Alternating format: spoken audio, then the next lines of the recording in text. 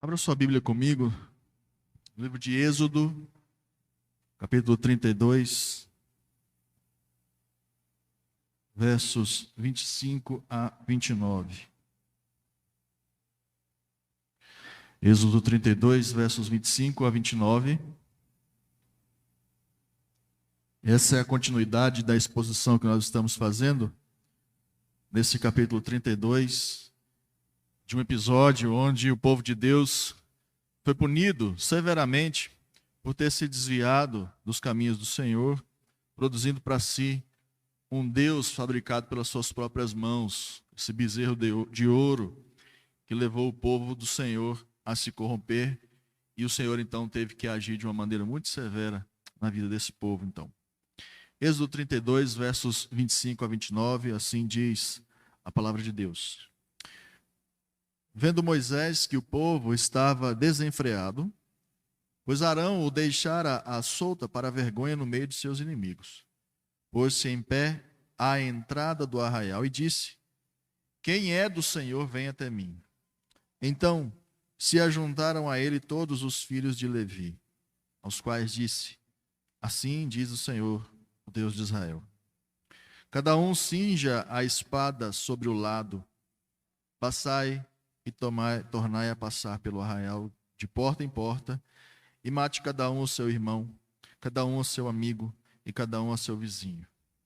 E fizeram os filhos de Levi segundo a palavra de Moisés, e caíram do povo naquele dia uns 3.000 homens. Pois Moisés dissera: consagrai-vos hoje ao Senhor, cada um contra o seu filho e contra o seu irmão, para que ele vos conceda hoje bênção. Senhor Deus, nos dê compreensão a respeito desse texto difícil, Senhor Deus, mas que precisa ser exposto à sua igreja, porque a sua palavra, toda ela é inspirada e serve para o nosso aprendizado, Pai. Em nome de Cristo Jesus, nos ilumine nessa noite e nos permita compreender a profundidade que é um compromisso com o Senhor. Em nome de Cristo Jesus. Amém. Queridos irmãos, nós estamos quase chegando ao final das exposições desse capítulo, faltando apenas uma, que é a última parte, do verso 30 ao 35, que mostra de fato o que Deus faz ao final de toda essa punição. Versículo 30 a 35, o Senhor revela a sua misericórdia, a sua graça. Mas antes disso, o Senhor ainda precisa revelar o seu caráter de juiz e as responsabilidades que o seu povo tem quando entra em uma aliança com ele. O versículo 25 nos mostra que aquilo que Moisés iniciou quando soube e quando o Senhor trouxe a ele a notícia de que o povo havia se rebelado, Moisés ainda estava em cima do Monte Sinai recebendo as tábuas da aliança, e o Senhor diz: desce, porque o seu povo está pecando contra mim. O seu povo que você fez sair se desviou dos meus caminhos e precisa ser corrigido. Moisés então desce desse Monte Sinai e então inicia-se o processo de julgamento desse povo que havia se desviado através da idolatria. E quando Moisés desce do Monte Sinai, ele encontra um cenário de desordem completa. O que Moisés encontra ali é o povo adorando ao Senhor e adorando ao bezerro de ouro que eles fabricaram de uma maneira indistinta. Ninguém sabia o que estava acontecendo, se era culto ao Senhor, se era culto ao bezerro. Mas o fato é que Moisés, vendo aquilo, destruiu aquele bezerro, aspergiu, jogou o pó daquele bezerro de ouro na água e fez com que o povo tomasse o amargor daquela idolatria. Mas não parou por aí. O Senhor ainda continuou no seu modo pedagógico de ensinar para o seu povo que uma aliança com ele é algo extremamente sério. É extremamente sério porque o Senhor leva a sério e até as últimas consequências a sua parte na aliança, que é entregar o seu filho para morrer pelo seu povo. Jesus Cristo morreu de verdade. Jesus Cristo morreu da pior forma possível. E quando o Senhor olha para o seu povo e estende a sua mão de misericórdia para salvar esse povo, isso vem com um pacote de responsabilidades. E dentro desse pacote, nós precisamos entender que uma aliança com o Senhor requer de nós a nossa própria vida. Nós precisamos entender que um relacionamento com Deus é algo sério e Deus não divide o seu povo. Não divide o seu povo para servir a outros deuses sem que esse povo, de fato, receba algum tipo de punição. E no verso 25, nós temos, a partir do verso 25, temos outra parte dessa aplicação de punição que o povo precisa aprender. Sobretudo, esse texto, esse exemplo que nós estamos vendo aqui, sobretudo foi escrito, e o apóstolo Paulo vai dizer isso lá em 1 Coríntios capítulo 10, que esse exemplo que aconteceu na vida do povo de Israel é para nos educar. Educar o povo de Deus hoje. Mas de que maneira nós podemos ser educados a partir de um evento tão trágico, terrível como esse? É o que nós vamos ver a partir de agora. Verso 25, queridos, nós vemos que a calamidade, ela se abate ainda mais sobre esse povo pecador. Você perceba que a palavra de Deus, ela utiliza algumas expressões, algumas palavras significativas para entendermos o contexto que está acontecendo aqui. O povo, ele está desenfreado, ele está à solta e ele está fazendo tudo isso para a sua vergonha. E é exatamente isso que o texto está dizendo. Vendo Moisés que o povo estava desenfreado, pois Arão o deixara à solta para a vergonha no meio dos seus inimigos. Desenfreado aqui, queridos, é uma palavra extremamente importante para nós entendermos o que estava acontecendo. Essa palavra desenfreado significa que o povo estava liberto. Mas é uma liberdade que remete a algo fora do controle.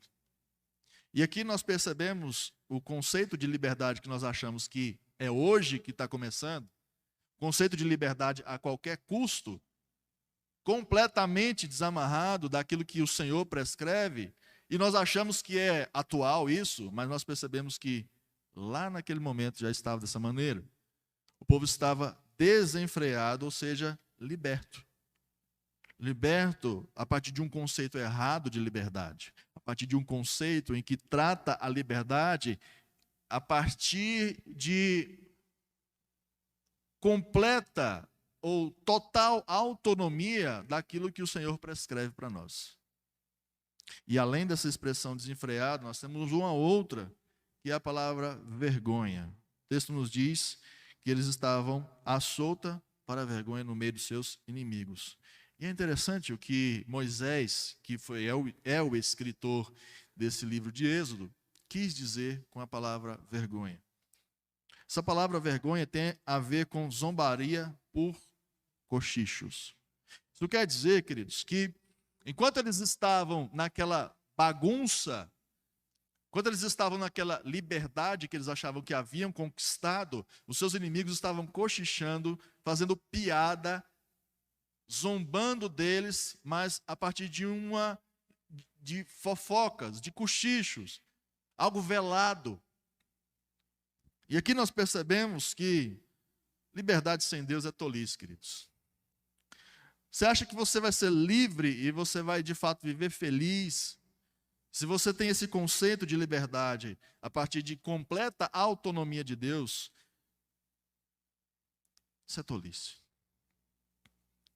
Onde nós não percebemos que a vida é vivida 100% pautada na palavra e 100% vivida na presença de Deus, há vergonha para o povo que se diz que é crente.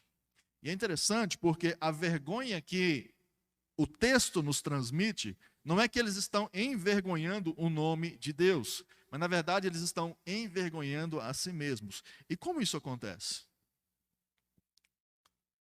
Eles estavam tão sem controle no culto e nas suas festas, porque era isso que estava acontecendo. Estava acontecendo um culto, mas ao mesmo tempo estavam acontecendo festas. Ali onde havia comida, havia bebida, havia manifestação de alegria. Contudo, havia algo tão fora do controle que eles haviam produzido uma religião híbrida. Um culto a Deus, mas as suas festas eram realizadas ao bezerro. E os povos à volta deles sabiam que eles professavam a fé em Yahvé, mas que eles se contradiziam publicamente pela incoerência daquilo que eles pregavam e daquilo que eles viviam. Você conhece exemplos assim? Crentes fiéis, crentes que vêm à igreja todo domingo, pelo menos religiosamente, mas que a sua cosmovisão ela se transforma quando ele está em um ambiente de festa, quando ele está em um ambiente festivo. Ali naquele ambiente ele é envergonhado. Sabe por quê? Porque as pessoas te conhecem. Porque as pessoas sabem que você é crente e você está achando que o conceito de liberdade que Deus te dá te permite essas coisas. E você acaba sendo alvo de vergonha.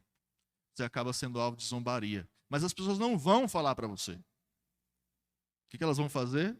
Exatamente o que está aqui no texto. Uma zombaria por cochichos. O que a gente percebe nesse versículo, queridos, é a situação do povo, porque Arão, que era o sacerdote já constituído, aquele que deveria guardar a palavra de Deus, o compromisso que aquele povo tem com a aliança de Deus, o próprio Arão é aquele que produz o bezerro de ouro para ser adorado. E é exatamente o que Moisés e a palavra de Deus está cobrando isso. Não é o povo que está sendo acusado em primeira instância aqui. Se você perceber, o texto nos diz que Arão o deixara à solta. E aqui nós temos mais algumas lições a serem tiradas apenas dessa expressão. O que é um bom pastor para você, querido? Qual é o conceito de alguém que é um bom pastor para você? Será que o bom pastor é aquele que deixa o povo de Deus pecar sem que haja algum tipo de repreensão? Aquele pastor bonzinho que sempre vai te passar a mão na cabeça mesmo que você esteja errado?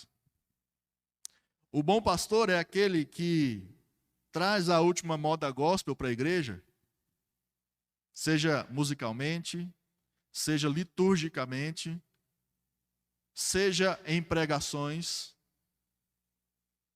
É a adesão ao que dá certo é que faz um bom pastor? Ou talvez o bom pastor, na linguagem de hoje, nos conceitos de hoje, é aquele que quer atualizar as escrituras para que ela fique mais agradável ao paladar. Qual é o conceito de bom pastor para você? Bom pastor, queridos, é aquele que não segue o exemplo de Arão nesse momento. O bom pastor é aquele que corrige o seu povo, é aquele que ama, aquele que exorta, aquele que prega a palavra em amor, com fidelidade e temor a Jesus Cristo. É aquele que conduz o rebanho temendo a Deus. Porque no final, queridos, nós vamos responder por cada um de vocês diante de Jesus Cristo. Nós, pastores, vamos responder e vamos ter que dar conta de cada um de vocês. E se nós permitirmos que haja algum tipo de movimento, comportamento, pensamento, teologia antibíblica, sem que nós exortemos o povo de Deus, nós iremos responder isso diante dele. Graças a Deus, porque ainda temos pastores assim, que nos colocam no caminho do Senhor. E é exatamente essa primeira lição, ou uma das primeiras lições que nós percebemos nesse texto. E nos versículos 26 a 28, nós vemos de fato Deus executando o juízo sobre os idólatras. Após a convocação que Moisés faz, ele diz: quem é do Senhor, venha até mim. Uma expressão que talvez seja melhor traduzida seria aqueles que são pelo Senhor. Após Moisés fazer essa convocação e entendermos que aqueles que amam a Deus sobre todas as coisas e a sua glória em primeiro lugar, são aqueles que atendem a esse chamado. E quem atende a esse chamado é justamente a tribo de Levi, os levitas, e justamente a tribo de Arão, e justamente a tribo de Moisés. Até então, aquela tribo não havia sido santificada ao Senhor para iniciar a sua função sacerdotal. Arão e seus filhos, sim, mas a tribo de Levi ainda não havia sido consagrada para servir ao Senhor no tabernáculo e no templo. E isso acontece nesse texto. A ordem de Deus, queridos, e ela é uma ordem divina, porque o verso 27 vai dizer: aos quais disse, assim diz o Senhor. A ordem não é de Arão, a ordem não é de Moisés, a ordem é de Deus. E o que nós vemos a seguir, então, é algo extremamente doloroso para ser lido, para tentar ser interpretado e para tentar ser aceito. Porque o nosso conceito de Deus é um conceito muitas vezes manco. Nós gostamos daquele Deus que ama, nós gostamos daquele Deus que é amor, que é misericórdia, que é perdão, que é longanimidade, mas juntamente com essa identidade divina vem também o conceito de justiça. E o Deus que nós servimos, ele é completo. Ele é amor e ele é justiça.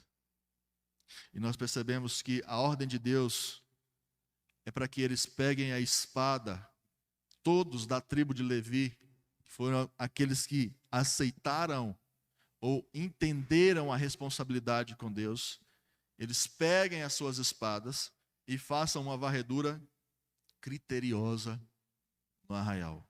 Por que criteriosa, queridos?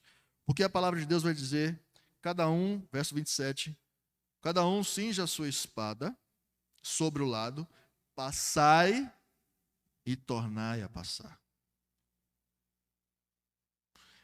O certo é que aquela tribo de Levi, munidos da sua espada, cada um com a sua espada, deveria ir até o final do arraial e voltar até o ponto inicial, fazendo exatamente o que o Senhor havia dito que fizessem,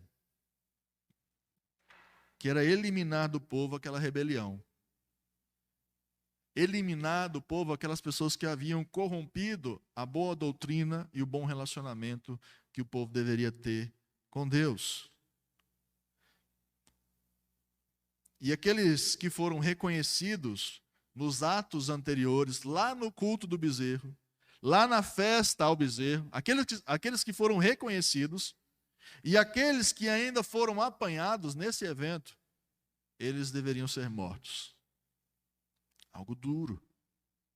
Algo que é difícil de nós lermos, entendermos e digerirmos isso.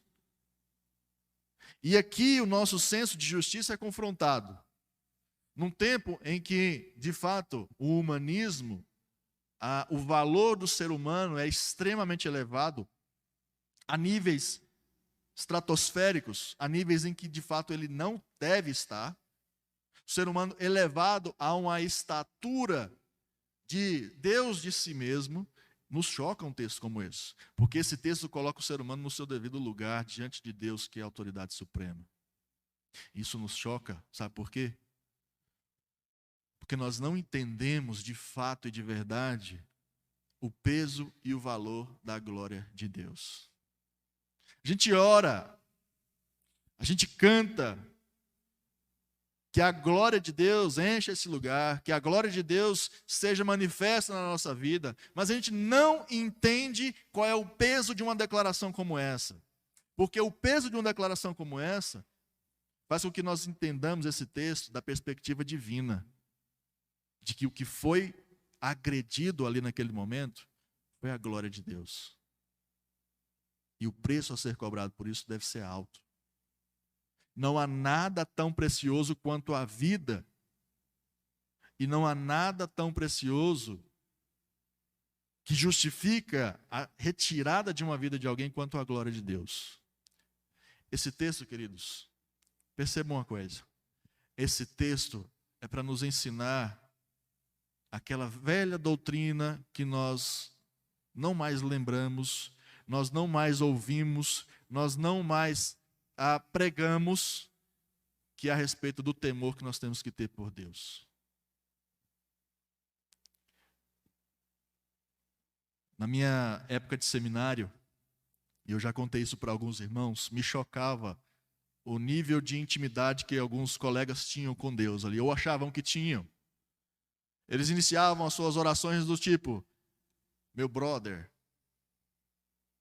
seminarista. Qual o temor nisso? Cadê o temor, queridos? Apesar de Deus ser o nosso aliado, é o nosso amigo, Ele não é igual a nós. Teólogo Karl Barth vai dizer que Deus é o totalmente outro. Ele é imanente, Ele vive no meio do seu povo, mas Ele não é igual ao seu povo. Entenda isso. Não permita que essa doutrina se apague no seu coração, para que você não confunda liberdade, intimidade com Deus, com falta de temor. Nós não entendemos ou não queremos que a glória de Deus triunfe sobre tudo. Por isso que esse texto nos choca. Porque nós não estamos lendo esse texto, nós não estamos entendendo a glória de Deus da perspectiva do próprio Deus, mas da perspectiva de um humanismo que coloca o ser humano no centro de tudo e da importância de tudo, mas a palavra de Deus ela é teocêntrica, é Deus quem está no centro de tudo.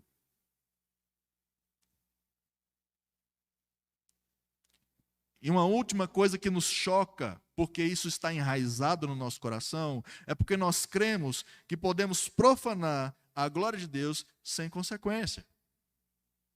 Podemos fazer o que nós quisermos porque nós estamos debaixo da graça. E a graça não permite que Deus execute a sua ira sobre nós.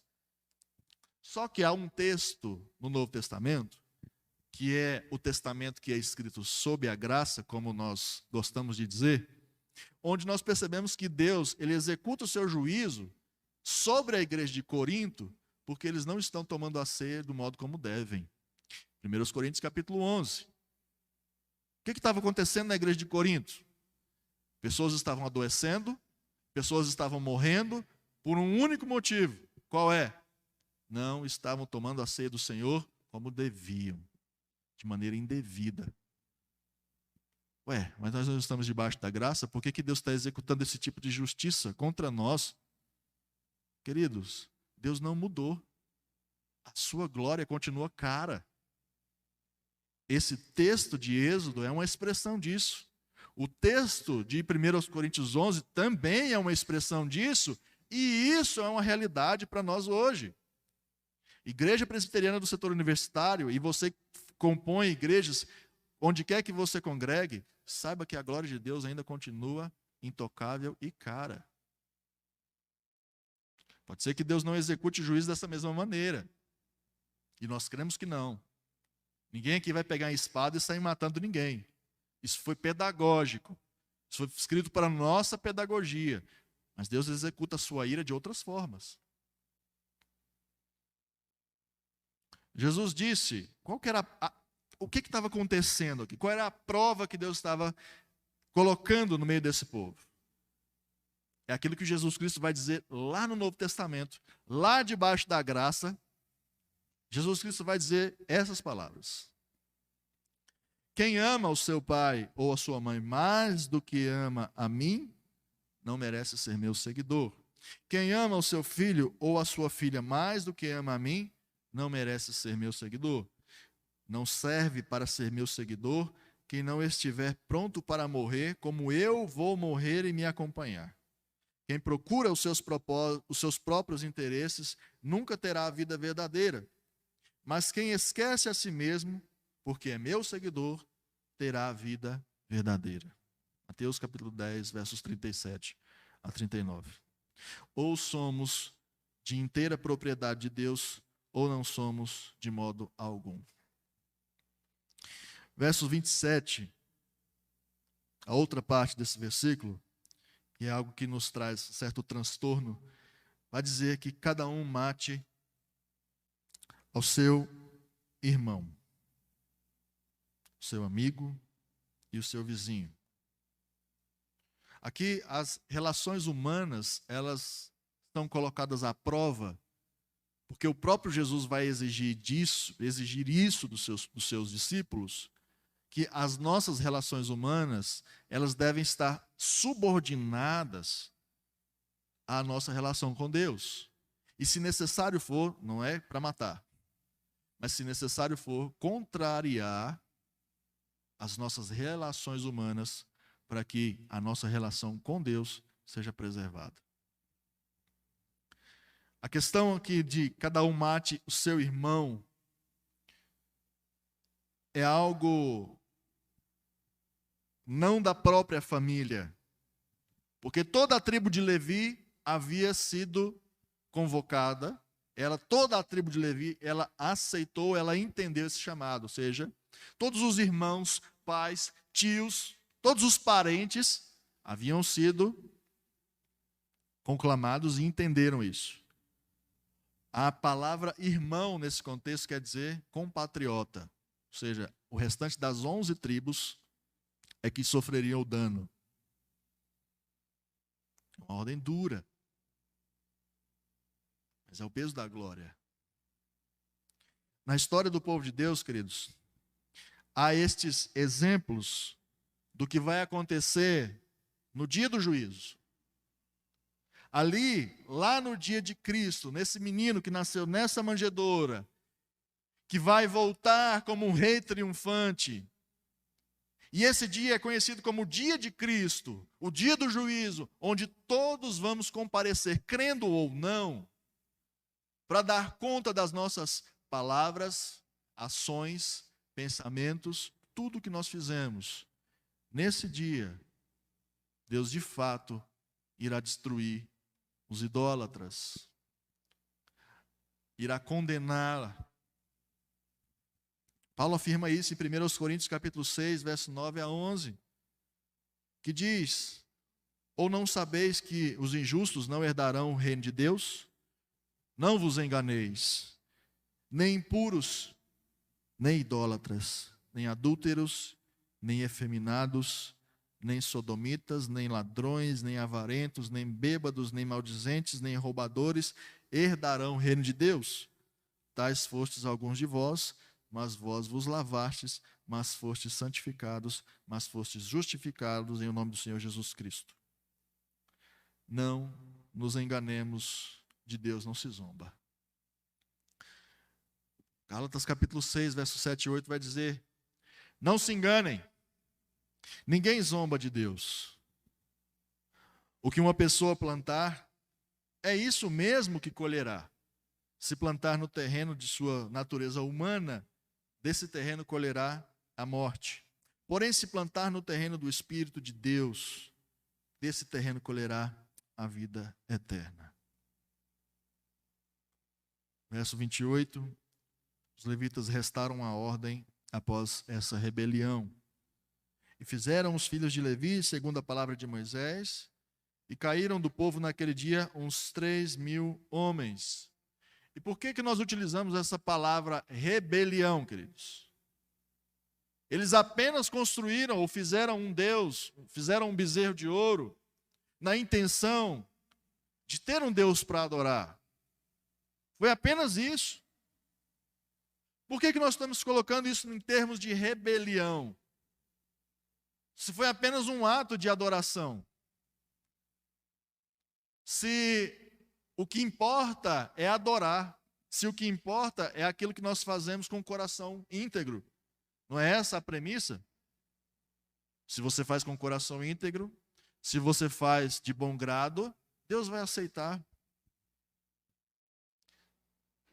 Só que esse momento é um momento de rebelião para o povo de Deus, porque foi exatamente desta maneira que Satanás e os seus anjos agiram lá na sua queda. E você pode estar pensando, mas Isso não é exagero comparar a adoração ao bezerro de ouro com aquilo que Satanás e seus anjos fizeram no céu e isso provocou a sua queda? Não é exagero, sabe por quê? Primeiro, porque eles desejaram ser deuses. Segundo, porque eles se rebelaram contra Deus e o seu governo. Não foi exatamente isso que o bezerro de ouro produziu? Uma rebelião contra o governo de Deus?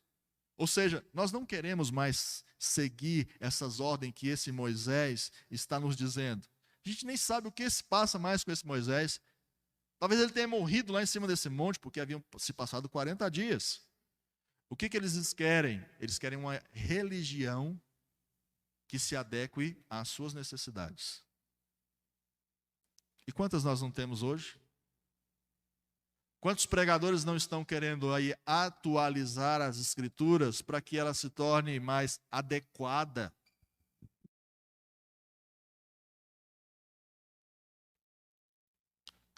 E eles também, Satanás e os seus anjos, quiseram ser adorados. Isso não é rebelião? A adoração, a idolatria, seja ela de que espécie for, não é uma rebelião contra Deus? Toda idolatria pode se assemelhar ao que Satanás provocou. Toda idolatria, seja ela em âmbito físico, adoração a figuras de homens, de animais, seja ela a idolatria do seu coração, tudo aquilo que toma o lugar de Deus no seu coração, é uma rebelião contra Deus.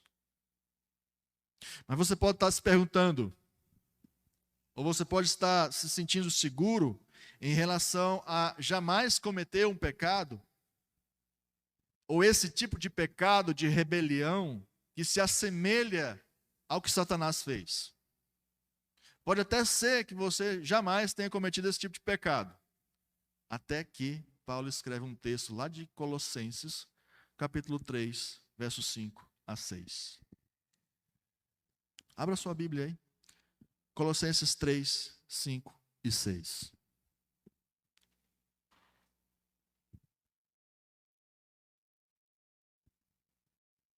Eu quero que nós leiamos esse texto juntos. Você que tem uma versão diferente, nós estamos aqui transmitindo a versão revista e atualizada que nós estamos utilizando. Vamos ler esse texto todos juntos? Fazei, pois, morrer a vossa natureza terrena, prostituição, impureza, paixão lasciva, desejo maligno e a avareza, que é idolatria. Por estas coisas é que vem a ira de Deus sobre os filhos da desobediência. Queridos irmãos, avareza é idolatria.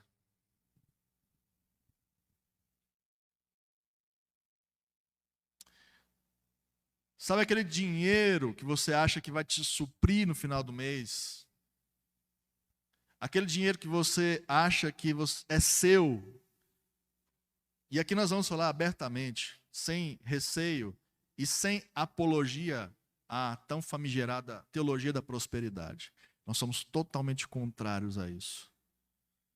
Mas muitas vezes, queridos, aqueles que não entregam, aqueles que não confiam no Senhor a partir da entrega dos seus dízimos, têm no seu coração a avareza. Porque estão confiando no Deus Mamon, no Deus dinheiro, para suprir as suas necessidades, enquanto a palavra de Deus está dizendo que a avareza é o quê? Idolatria. Quem aqui nunca caiu nesse pecado? Quem aqui nunca caiu nesse engano, achando que está tudo certo, achando que não tem nada demais? Mas o apóstolo Paulo está nos dizendo que nós estamos sendo idólatras. E sobre isso vem a ira de Deus. E o verso 29 diz que após a fidelidade a Deus dos levitas, após essa fidelidade que os levitas tiveram com Deus, sobre todas as coisas, colocando Deus sobre todas as coisas, esses mesmos levitas recebem a bênção de serem a tribo sacerdotal. Ser a tribo sacerdotal, queridos, era aquela tribo que tinha a responsabilidade de guardar a religião em Israel. De que maneira? Somente eles poderiam oferecer o sacrifício. Somente eles poderiam carregar, guardar e trabalhar dentro do tabernáculo. Somente eles poderiam pregar a palavra. Somente eles poderiam purificar o povo. Graças a essa demonstração de fidelidade ao Senhor. E o que nós concluímos com essas palavras? Primeira conclusão que nós queremos fazer, e nós depois faremos também algumas aplicações práticas. A primeira conclusão que nós fazemos, queridos, nesse texto, é que onde não há vivência na palavra de Deus completa, existe uma vergonha para o povo que se diz crente. Onde não há vivência completa a partir da palavra de Deus, existe vergonha para aqueles que se dizem crentes. Aquele povo estava sem controle no culto, ou seja, enquanto eles estavam no momento litúrgico, e aquele povo estava sem controle também no momento fora da liturgia, nas festas que eles estavam promovendo. E aqui nós não estamos querendo dizer para os irmãos que nós não podemos fazer festa. Essa não é a questão. O povo de Deus precisa e deve ser o povo mais alegre e festeiro de todos. Por quê? Porque nós temos o maior presente, que é Jesus Cristo em nós. Isso é motivo de festa, de alegria. Contudo, queridos, o apóstolo Paulo vai nos dizer a respeito do culto que tudo, porém, seja feito com o quê? Decência e ordem. Sabe por que nós temos uma liturgia que às vezes a gente reclama? De novo essa liturgia, de novo essa chatice de liturgia. Sabe por que nós temos momentos específicos para fazer? Cada um fala no momento adequado, cada um canta no momento adequado, as crianças vão para o momento certo lá embaixo. Sabe por que nós fazemos isso? Para que o culto não seja uma desordem, para que as pessoas não passem lá na porta, olhem aqui para dentro e falem, é um bando de louco. Liturgia é justamente para que o nosso culto seja um culto com decência e com ordem. Isso, inclusive, é uma marca do presbiterianismo reformado.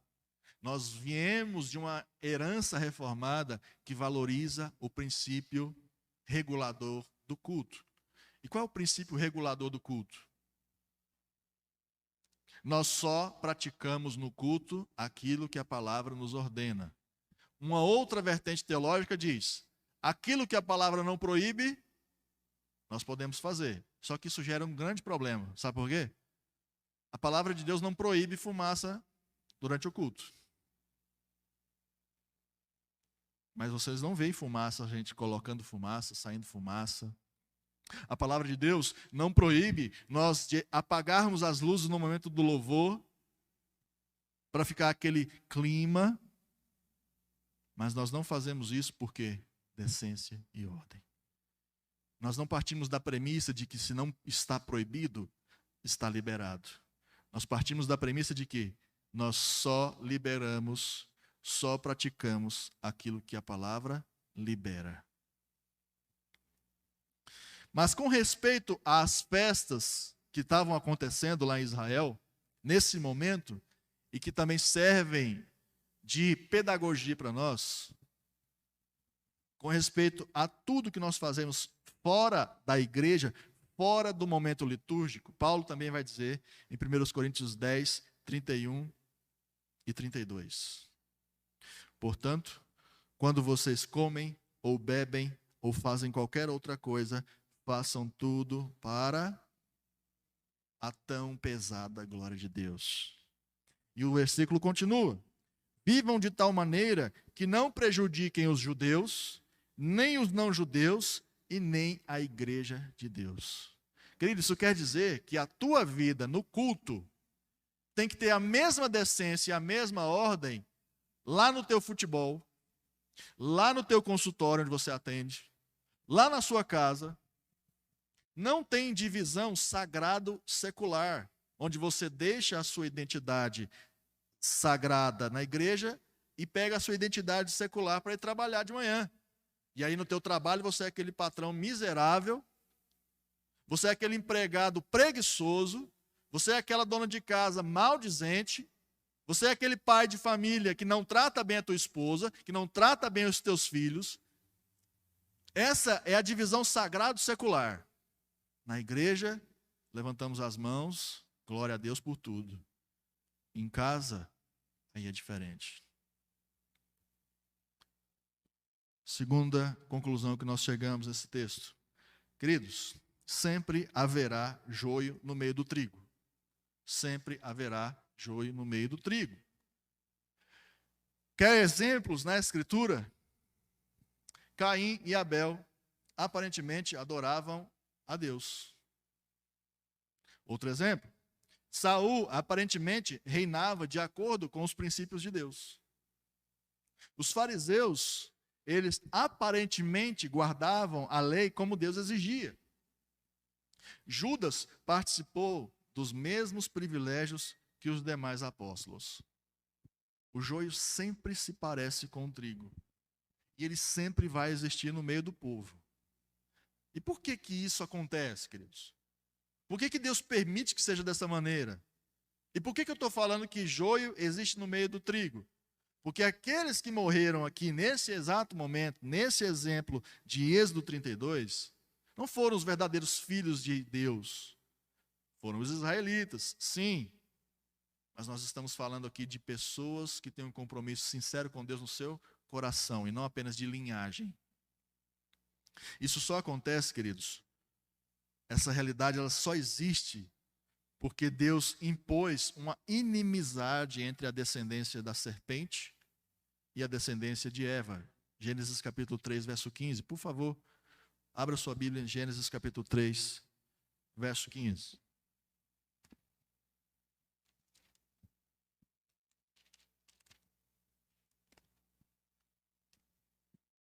Após a queda, após eles desobedecerem a Deus, fazendo o que não era lhes permitido, o Senhor profere algumas maldições contra Adão, contra Eva e contra a serpente.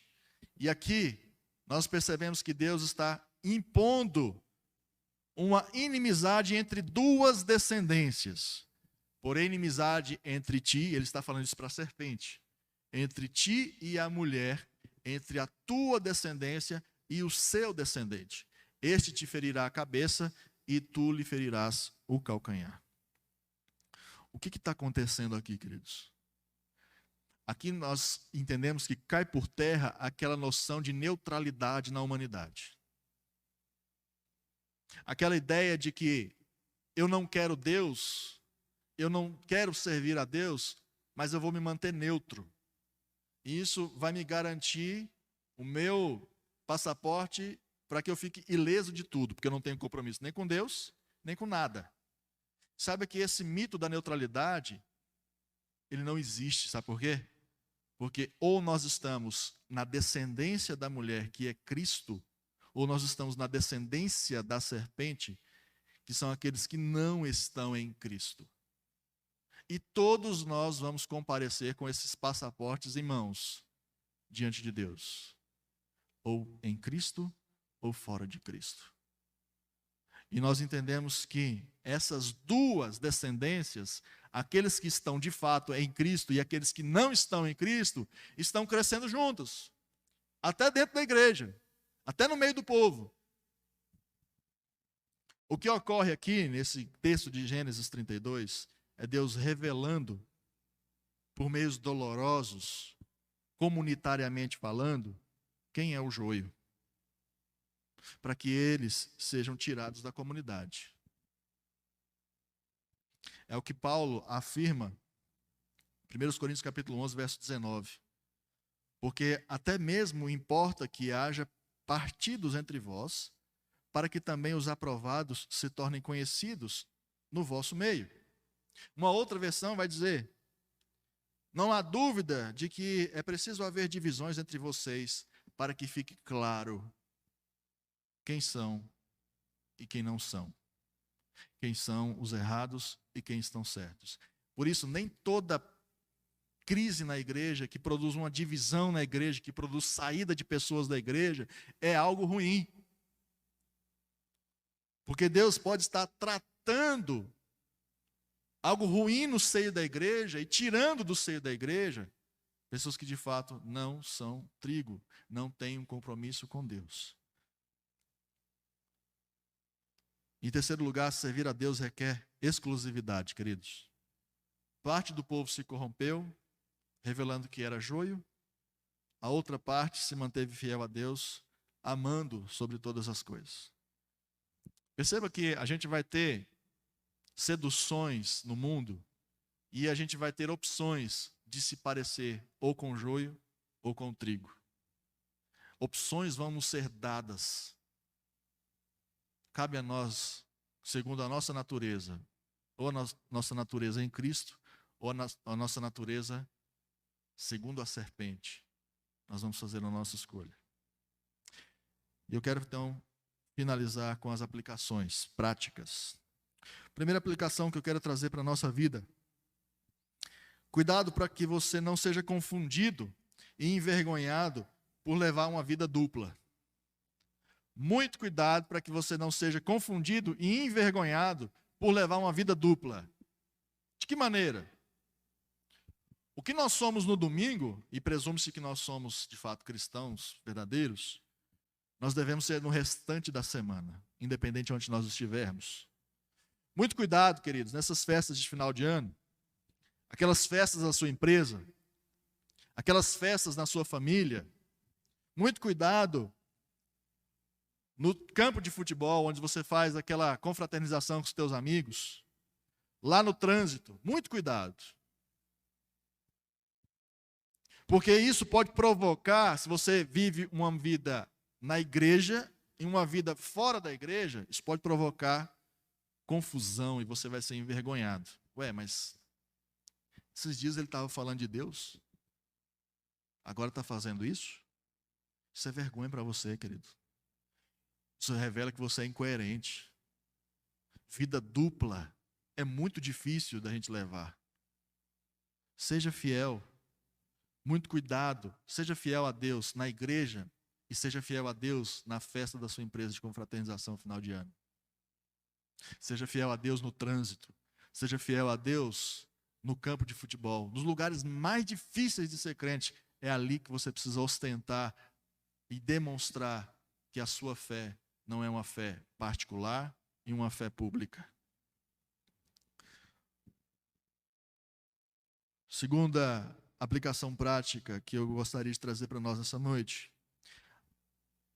A você que tem vivido no meio do povo de Deus, mas nunca tomou uma decisão.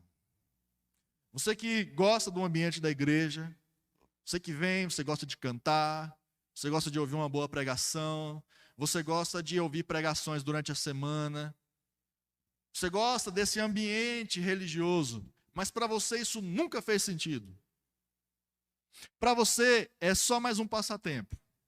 Quero dizer para você que você precisa ponderar se você é realmente de Cristo ou se você faz parte do joio. Porque caminhar com o povo de Deus, esses 3.000 homens que morreram aqui no deserto, eles caminharam. Estar no meio do povo de Deus não te garante que você vai ter os privilégios de ser um filho de Deus. Porque a palavra de Deus diz que nós precisamos crer no Senhor, no nosso coração, e confessá-lo com a nossa boca. Turismo eclesiástico não leva ninguém para o céu. E essa palavra é para você que nunca se decidiu.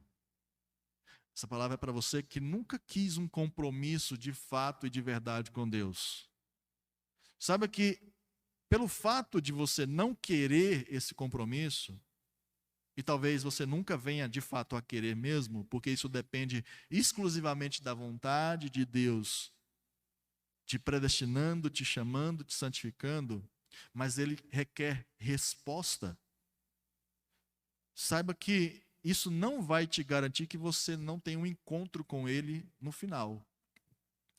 E aqui é interessante porque eu creio pessoalmente que todas as religiões levam a Deus. Você crê nisso? Guilherme me olhou ali estranho. Você crê nisso? Todas as religiões levam a Deus? Claro! Sabe por que todas as religiões vão te levar a Deus? Porque todas elas vão fazer com que você se chegue a Ele no último dia, lá no dia do juízo final, para que você receba de fato o que você semeou. Agora, o que você tem que entender é, você se aproximou de Deus da maneira certa? Você andou no meio do povo de Deus da maneira certa, com um compromisso certo, ou você estava apenas fazendo turismo? Essa é a grande questão.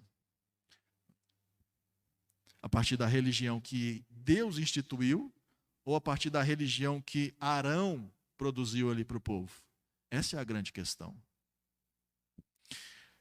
Mas eu quero também trazer a última aplicação a você, querido, a você crente, que sempre deseja ser usado por Deus, que sempre que canta aquele cântico, como um farol que brilha à noite, como ponte sobre as águas, como abrigo no deserto, como flecha, e ali a canção vai. E aí você fecha o seu olhinho, você levanta a sua mãozinha e fala, usa-me. Essa aplicação é para você.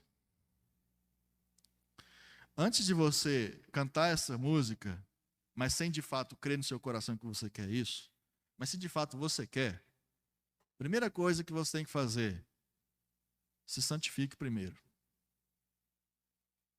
É muito fácil nós, no final desse sermão, se nós quisermos fazer um apelo para você vir à frente, para você se consagrar de novo ao Senhor, se nós cantarmos aqui no final, como um farol que brilha à noite, você levantar a sua mão, saiba que antes de você, e por que você não é usado muitas vezes para a glória de Deus, é justamente porque a gente não pondera na santificação. Por que eu estou trazendo isso para nós? Os levitas, eles só foram garantidos como povo separado para ser sacerdócio no serviço, para serem mais efetivos no serviço de Deus, a partir do momento em que eles decidiram romper com a falsa religião, romper com o bezerro, romper com o ídolo. Só então eles tiveram o prazer de experimentar aquilo que Deus tinha para eles. Então, se você está cantando aí, mas você não sabe como ser um farol, ser flecha na mão do guerreiro, ser ponte sobre as águas, primeira coisa, se santifique primeiro. Os levitas receberam esse privilégio porque eles entenderam que ser crente, ser povo de Deus, requer santidade.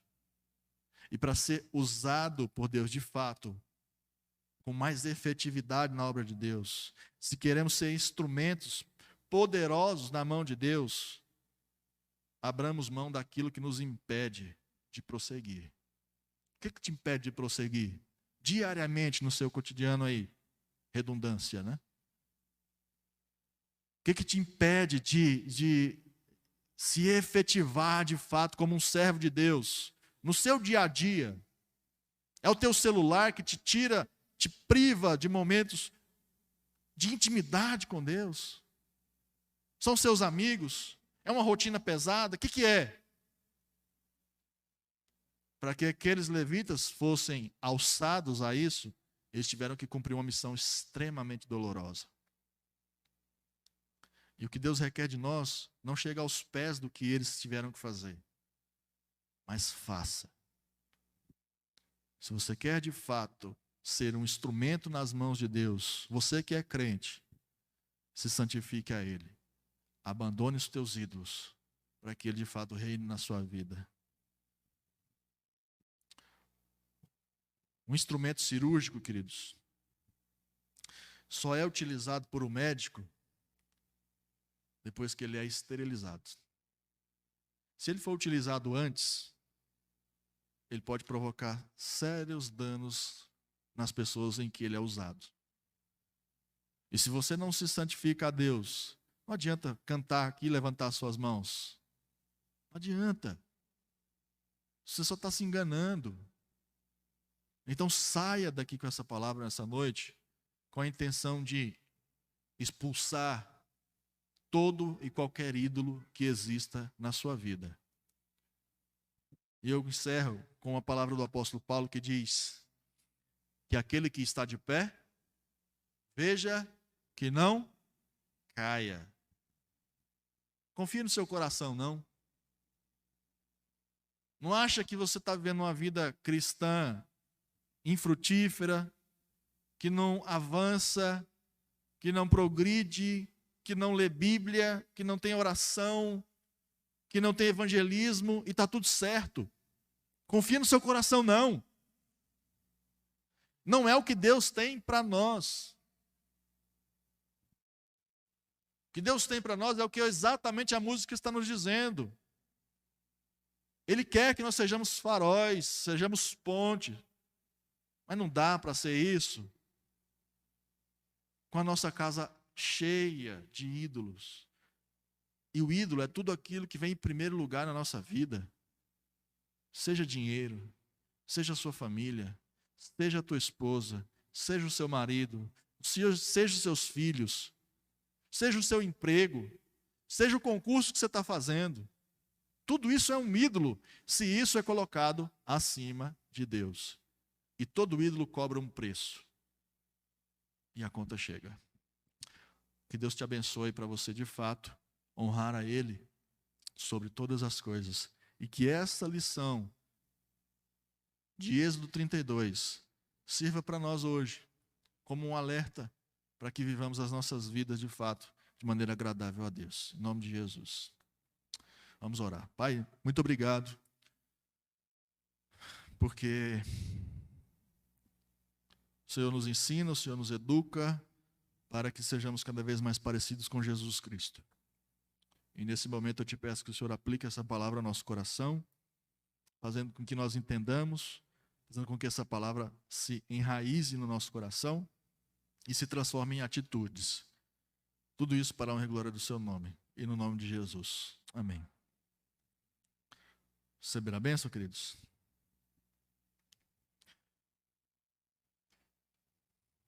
Igreja do Senhor Jesus Cristo, eleita, comprada por sangue precioso, vertido naquela cruz, que a paz, o amor, as consolações e a força do Deus Pai, Filho, Espírito Santo esteja sobre você durante essa semana e até a volta do Senhor Jesus Cristo. Em nome dele que oramos. Amém e amém.